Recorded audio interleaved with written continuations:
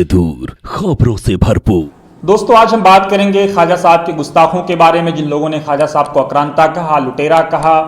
इससे पहले कि हम मुद्दे पर आए, हमारी आपसे विनती है कि अगर अभी तक आपने हमारा यूट्यूब चैनल सब्सक्राइब नहीं किया है तो आप इसको सब्सक्राइब कर लें, और साथ ही साथ कमेंट बॉक्स में और डिस्क्रिप्शन में डोनेशन का लिंक दिया हुआ है, वतन समाचार को डोनेट करें। हमारी आपसे विनती है ताकि बिना रुके, बिना थके और बिना झुके हम आप तक सच्ची और सही और सटीक जानकारी पहुंचाते रहें। अब बात करते हैं मुद्दे की। बात है 15 जून की। आपने देखा होगा एक शो हुआ था आर पार, बिल्कुल आर पार वाला था।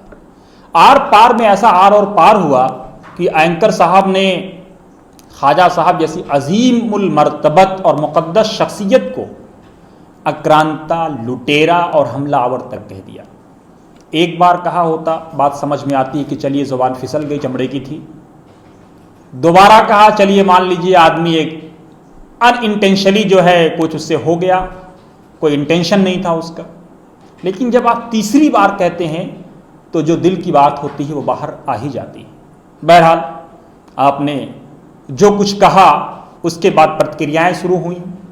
महाराष्ट्र हो, राजस्थान हो या फिर तेलंगाना हो, मुल्क के कई शहरों में साहब, एंकर साहब, महामहिम एंकर साहब बल्कि कहें तो ज़्यादा बेहतर होगा, इंटेलिजेंट एंकर साहब के खिलाफ FIR शुरू हुई। IPC की 34,505, 153A और 295A के लेकर के दफ़ात मुतअद्दिद मुकदमे दर्ज हुए। साहब इन मुकदमों से इतने घबरा गए कि सुप्रीम कोर्ट चले गए। साहब ने अपने वकील विवेक जैन साहब का सहारा लिया, उनके थ्रू सुप्रीम कोर्ट में अर्जी दी, अदालत से अपील की कि इनके खिलाफ जो FIR दाखिल की गई हैं उनको क्वैश किया जाए, उनको कलअदम करार दिया जाए, उनको ख़त्म किया जाए। 2 फाजिल जजों की बेंच बैठी, AM खान वेलकर साहब और दिनेश महेश्वरी, दोनों फाजिल जजों की बेंच ने के सामने सिद्धार्थ लूथरा साहब, जो साहब के वकील कोर्ट में पेश हुए, सुप्रीम कोर्ट में अपेयर हुए, उन्होंने कहा कि इन्होंने पहले ही वजाहत कर दी है कि आक्रांता या लुटेरा या हमलावर जो कहा था ये नादानिस्ता तौर पर बात निकल गई थी। अब आप सोचिए, उसमें उन्होंने जो साहब ने ट्वीट किया था, इन हीटेड डिबेट, एक गर्मा गर्म बहस, यानी जब आर पार होगा तो गर्मा गर्म तो होगा तो गर्मा गर्म तो बहुत छोटी सी वो चीज़ है। वहाँ तो मामला आर पार का था। बहरहाल आर पार में तो बहुत कुछ आर पार हो जाता है। तो साहब ने जो कुछ कहा, लेकिन सुप्रीम कोर्ट ने सिद्धार्थ लूथरा साहब के आर्गूमेंट से एग्री करते हुए कहा कि इनके खिलाफ कोई स्ट्रॉन्ग एक्शन नहीं होना चाहिए और जो FIR दाखिल की गई थी उस पर रोक लगा दी, उसकी तहकीकात पर, बल्कि क्वैश नहीं किया, FIR को कलअद नहीं किया, FIR को ख़त्म नहीं किया, बल्कि कहा कि अभी इसके इन्वेस्टिगेशन पर रोक लगा दी जाती है। इससे पहले थोड़ा सा हम आपको ले चलेंगे। विनोद दुआ साहब एक बड़ा नाम है जिन्होंने दिल्ली दंगों की रिपोर्टिंग की थी। इन पर भी सेडिशन का मुकदमा हुआ, केस दर्ज हुआ। एक नेता के कहने पर एक पॉलिटिकल पार्टी से उनका संबंध है।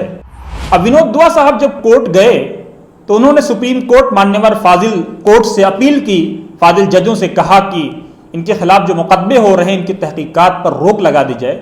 फाजिल जज ने, सुप्रीम कोर्ट ने इस पर रोक लगाने से मना कर दिया।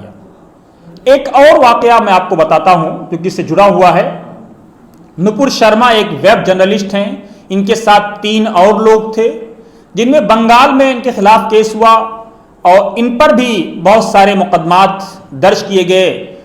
तबकों के बीच नफरत फैलाने या फिरका वाराना हम-आहंगी में रोड़ा बनने का या फिरका वाराना हम-आहंगी जो है गंगा जमनी तहजीब को ख़त्म करने के लिए इन पर मुकदमे हुए। इनके ये वकील महेश जेठमलानी सुप्रीम कोर्ट गए और सुप्रीम कोर्ट में SK कौल और BR गवाई, जो सुप्रीम कोर्ट के दोनों फाजिल जज हैं, मान्यवर जज के सामने, मुअज़्ज़ज़ जज साहिबान के सामने इन्होंने आर्गूमेंट किया कि बंगाल की जो गवर्नमेंट है वो इलीगल यानी गैर कानूनी सेंसरशिप मीडिया पर आयद करना चाहती है। चुनांचे सुप्रीम कोर्ट ने इनके आर्गूमेंट से इत्तेफाक किया और कहा कि इनके खिलाफ जो भी केसेस थी उस पर रोक लगा दी। इससे पहले मैं इसके कंक्लूजन पर आऊं एक कमर क्रांति हैं, इनका उर्फी नाम है, वैसे ये मोहम्मद वजहुल कमर लिखते हैं।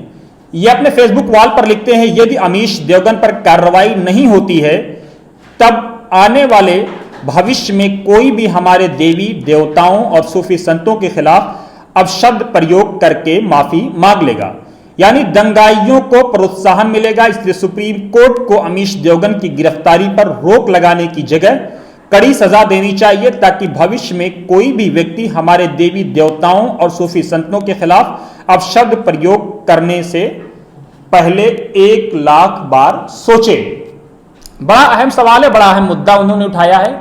मेरी आप तमाम लोगों से विनती है कि आप इन तीनों खबरों पर विनोद दुआ साहब, नुपुर शर्मा साहिबा और महामहिम एंकर साहब जो आर पार के लिए जाने जाते हैं, जो कुछ फैसला उन फैसलों पर आप गौर करिए और आप अंदाजा करिए, आप सोचिएगा कि ये खबर ही खबर है या खबर में खबर है या खबर के पीछे कोई खबर है। बहरहाल अगर आपको एपिसोड पसंद आया हो तो जरूर आप इसको शेयर करें, लाइक करें, सब्सक्राइब करें, मेरी आपसे विनती है। और साथ ही साथ इसको लोगों तक पहुंचाएं और अपन समाचार को डोनेट करें। बहुत बहुत शुक्रिया। जय भारत, जय संविधान।